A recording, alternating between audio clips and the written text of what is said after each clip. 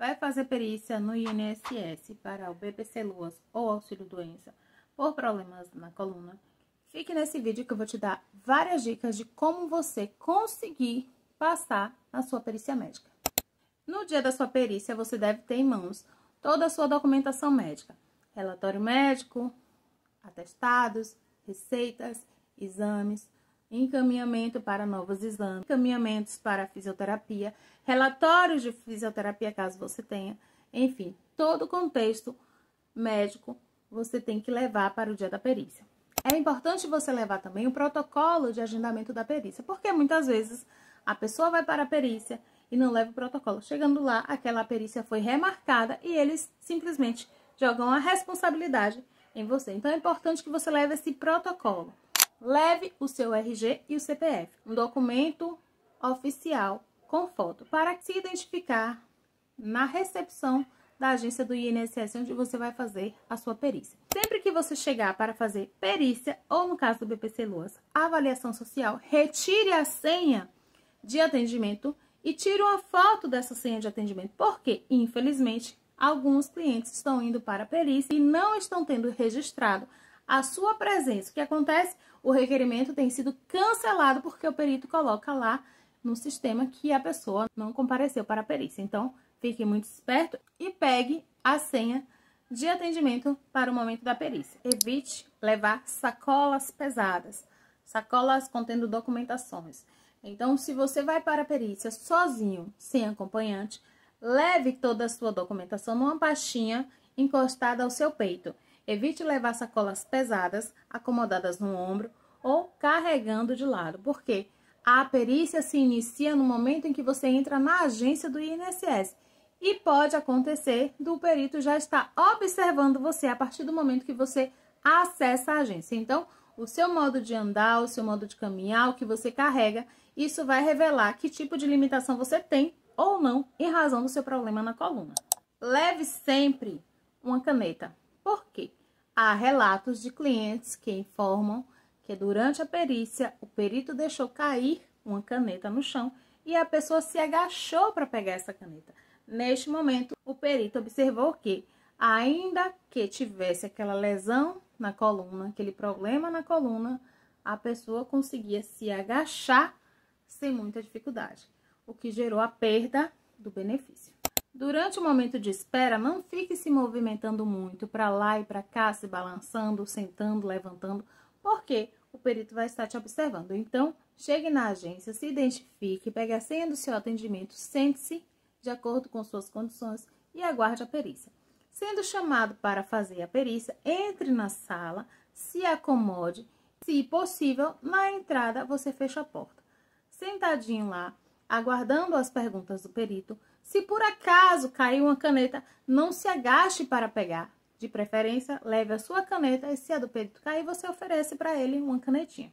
Muitas vezes, o perito pergunta o que a pessoa faz, como uma pergunta tranquila, nada demais aparentemente. O que a senhora faz? O que o senhor faz? A pessoa fala, eu lavo um prato, eu varro a casa, enfim. E isso pode gerar a perda do benefício. Por quê? A pessoa que tem um problema sério na coluna, muitas vezes mal consegue dormir em razão das dores que sente durante a noite, não consegue ficar numa posição certa porque dói tudo. Quiçá pegar uma vassoura para ficar por aí varrendo a casa. Então, conte para o perito a sua realidade. Não invente, não adicione, não diminua. Conte a verdade sobre a sua realidade. E assim, ele vai te examinar de acordo com a verdade. Não minimize a dor que você sente.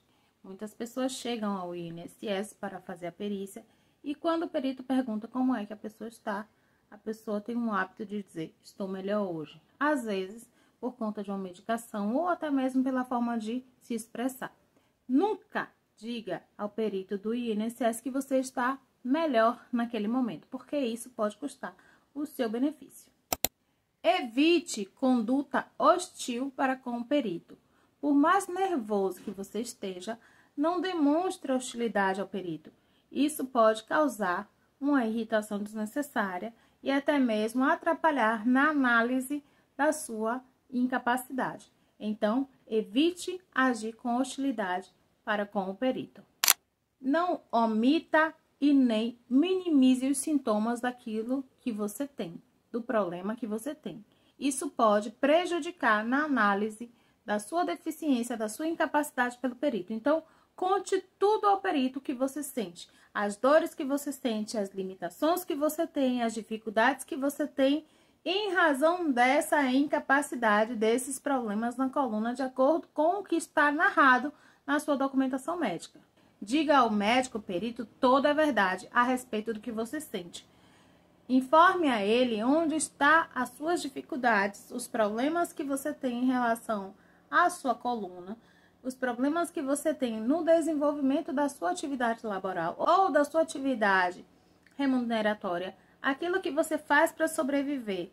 Se a sua incapacidade, as suas dores na coluna, as suas lesões impossibilitam a realização dessas atividades, você precisa comunicar ao perito de que forma isso influencia na realização de forma incorreta ou limitada dessas atividades. Evite demonstrar ao perito atividades que você não tem condições de fazer.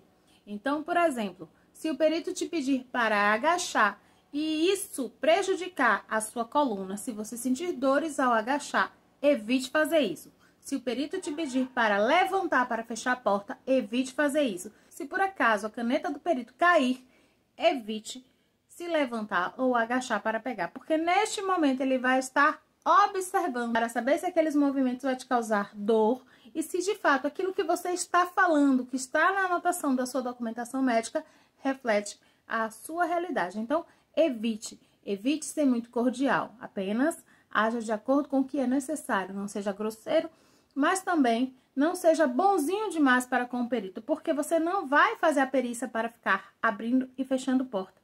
Você não vai ali para ficar pegando caneta do perito que caiu. Não foque apenas na sua dor durante a perícia. Demonstre ao perito que, no seu dia a dia, aquela lesão, aquele problema que você tem na sua coluna, impossibilita para que você faça atividades costumeiras do dia a dia, incluindo as atividades do seu trabalho. Se você não trabalha, não tem um emprego, não trabalha fora de casa, demonstre ao perito que, por exemplo, para fazer atividades simples como varrer a casa, lavar os pratos, lavar uma roupa, isso é limitado ou impossibilitado em razão da sua lesão.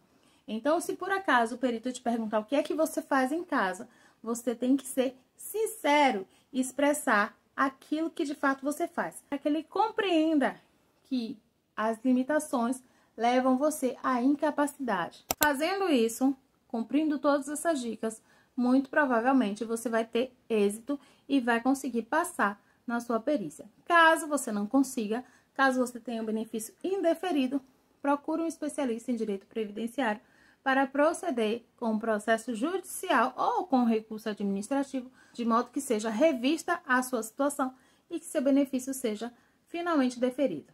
Se esse vídeo foi útil para você, não esqueça de curtir, seguir o meu perfil e compartilhar com pessoas que você conhece e que precisam dessa informação. Eu sou Adriana Manhãs, advogada especialista em direito previdenciário.